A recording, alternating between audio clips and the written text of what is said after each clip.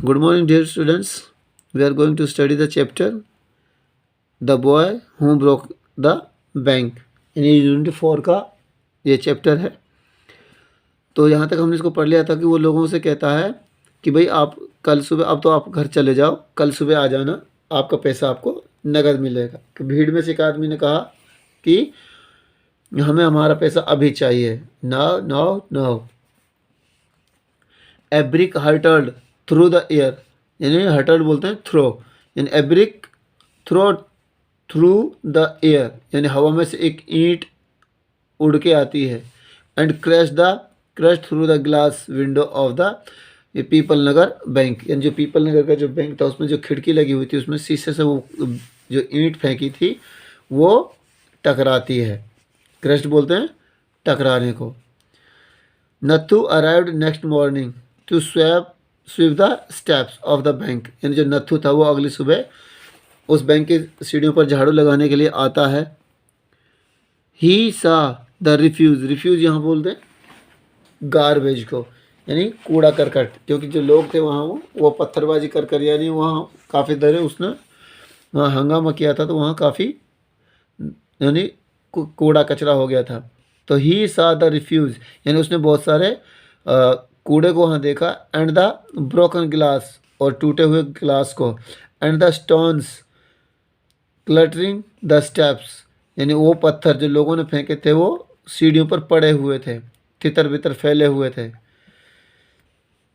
Raising his hands in A gesture, यानी उसने अपने हाथ उठाए किसी एक अंदाज में।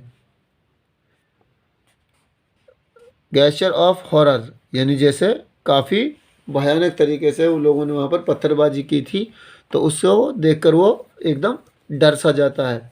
एंड डिस्कस्ड ही क्राइड, यानी डिस्कस्ड बोलते हैं नफरत करना, यानी किसी कोई चीज़ अच्छी ना लगना। क्राइड, और चिल्लाते हुए, यानी होलीगन्स, उन्होंने कहा कि ये क्या हुआ, यानी ये किसने किया। As though it wasn't bad enough to be paid late, यानी वो क्या कहता है कि अगर ये तो बहुत गलत बात है कि अगर जो पेमेंट है अगर वो लेट हो जाता है तो कोई दिक्कत नहीं, लेकिन ऐसा नहीं करना चाहिए था। यानी as though it wasn't bad enough, यानी इस तरह से करना बहुत ही बुरी बात थी। टू बी पेड लेट, चाहे जो पेमेंट हो वो लेट हो जाए, लेकिन इस तरह से तो गलत हो रहा होता है।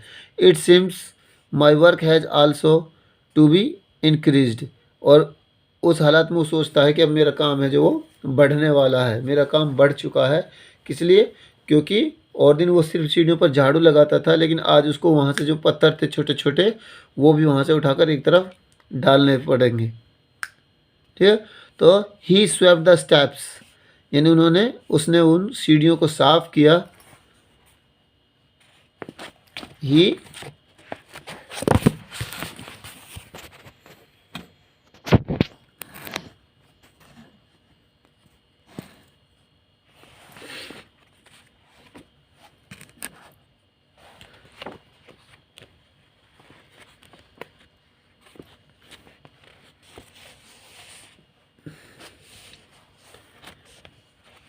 ही स्वेप्ट द स्टेप्स, उसने उन सीढ़ियों को साफ किया।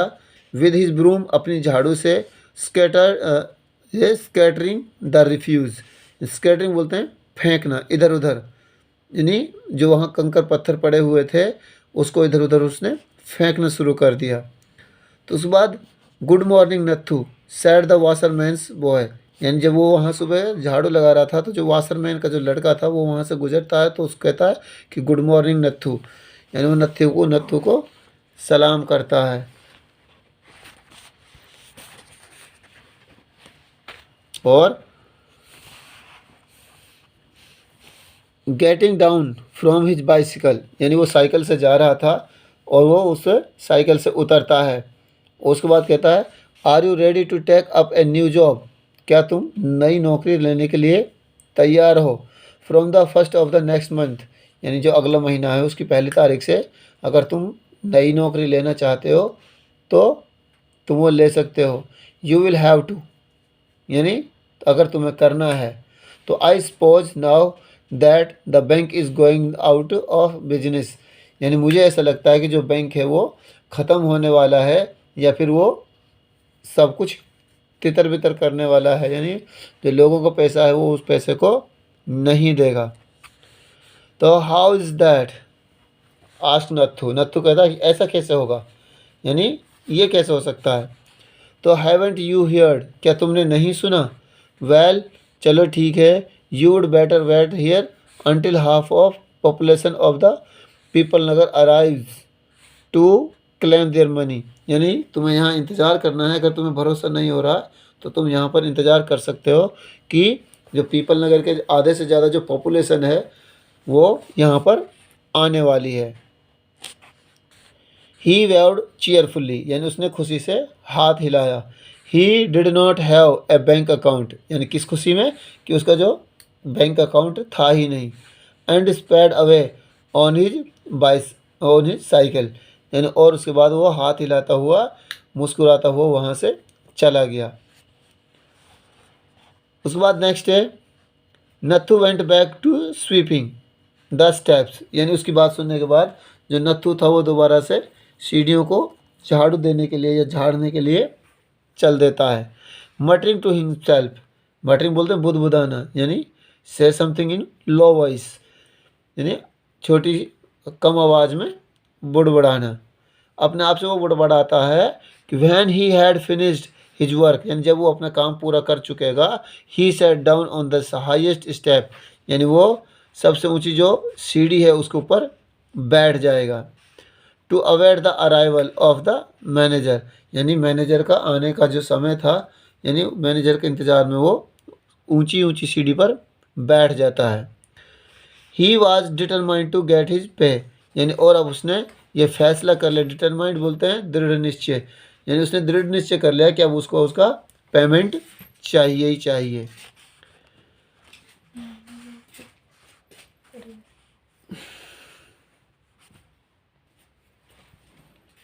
तो वो सोचता है कि मुझे आज अपना पेमेंट चाहिए। तो who would have thought the bank would collapsed, यानी वो क्या सोचता है कि हु वुड हैव थॉट, यानी ये किसने सोचा द बैंक वुड कोलैप्स्ड, यानी जो बैंक है वो गिर जाएगा या बैंक जो है वो ख़त्म हो जाएगा। ही सैड टू हिमसेल्फ, यानी वो अपने आप से बात करता क्योंकि कोई उसके पास दूसरा नहीं था। And looked thoughtfully into the distance, यानी और थॉटफुली बोलते हैं विचार करते हुए, यानी वो थोड़ा सा किसी बात पर विचार करते हुए थोड़ी दूरी पर देखता है। I wonder how it could have happened, यानी ऐसा कैसे हो सकता था, यानी ऐसा जैसा कि वो जो वाशरमैन का जो लड़का था वो बता था, तो वो उसकी बात पर गौर करता है तो वो सोचता है कि ऐसा कैसे हो सकता है कि एक जो बैंक है वो लोगों का पैसा लेकर किस तरह से भाग सकता है। तो यहाँ से वो मैनेजर का इंतज़ार करने के लिए बैठता है और वो सोचता है कि आज तो मैं अपने पैसों को लेके ही जाऊँगा। ठीक है, तो डियर स्टूडेंट्स ये हमारा जो चैप्टर आज यहाँ पर ये कंप्लीट हो चुका है। तो अब हम इसका जो राइटर है उसके बारे में थोड़ा सा डिस्कशन करेंगे।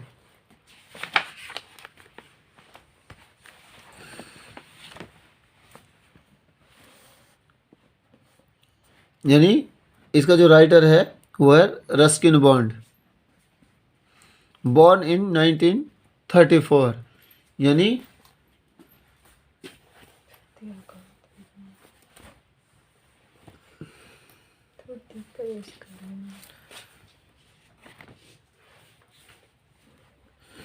बॉर्न इन 1934, यानी 1934 में वो जन्म लेता है।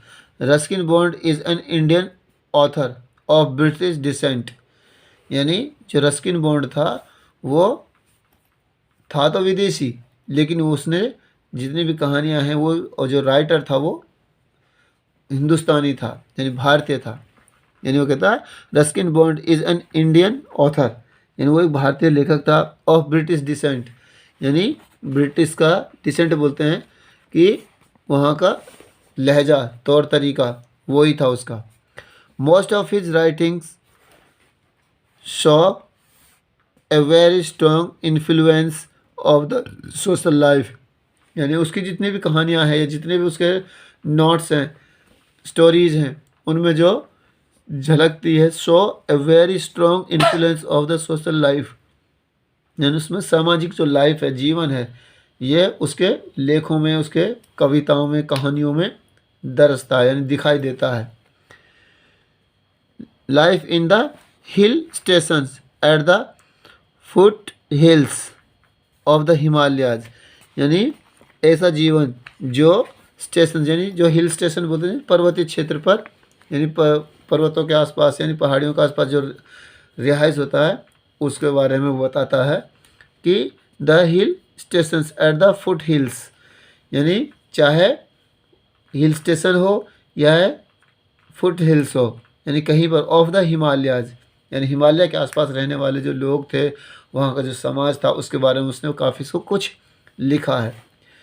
His writings are related and replete with humour, wisdom and wit, यानी उसकी जो कहानियाँ थी उनमें एक हास्य था, यानी ऐसे मजाक के तौर पर, यानी कुछ ऐसे वर्ड या ऐसे पैराग्राफ यूज़ करते थे जिसमें थोड़ी सी हंसी आए, विजडम, बुद्धिमानी भी उसमें झलकती थी, एंड द विट, ये भी हमारी बुद्धिमानी को ही बोलते हैं। यानी उसने सारा कुछ उन कहानियों में सामाजिक के तौर पर कहानी, उसमें हंसी खुशी और बुद्धिमानी का परिचय वो देता था। His stories manifest a great love for nature and people, यानी वो क्या था, his stories manifest a great love for nature, यानी उसकी जो कहानियाँ हैं उनमें प्यार झलकता है, किसके लिए, नेचर के लिए, यानी प्रकृति के लिए, एंड पीपल, और लोगों के लिए, यानी जितनी भी उसकी कहानियाँ हैं उसमें उसने प्रकृति और लोगों के दोनों के लिए ही प्यार को दर्शाया है। ही हैज़ रिसीव्ड द सत्य अकादमी अवार्ड, यानी उसने सत्य अकेडमी एक अवार्ड है उसको रिसीव किया था, for our trees still grown in Dehra, यानी किसके लिए, यानी उसने एक कहानी लिखी थी, कौन सी कहानी थी, our trees still grow in Dehra, यानी इस कहानी के लिए उसको सत्य अकादमी अवार्ड भी मिला था। उसके बाद he has also been conferred with the Padma Shri, यानी उसको पद्मश्री का जो अवार्ड था वो भी उसको दिया गया, यानी इसी तरह से काम करते हुए, यानी उसने राइटिंग के क्षेत्र में काफ़ी उसने काफ़ी सारी कहानियाँ लिखी हैं, और इसीलिए उसको पहले तो उसको सत्य अकादमी अवार्ड मिलता है, कौन सी स्टोरी के लिए, our trees still grow in Dehra, और उसके बाद उसको दूसरा जो सम्मान मिलता है पद्मश्री। ठीक है, तो ये जो पद्मश्री अवार्ड है काफ़ी यानी रेस्पेक्टेबल अवार्ड है। ठीक है ना, तो उसने काफ़ी सारी कहानियाँ लिखी हैं। तो डियर स्टूडेंट्स, आप इसको स्टडी करेंगे, ठीक है, अच्छे से।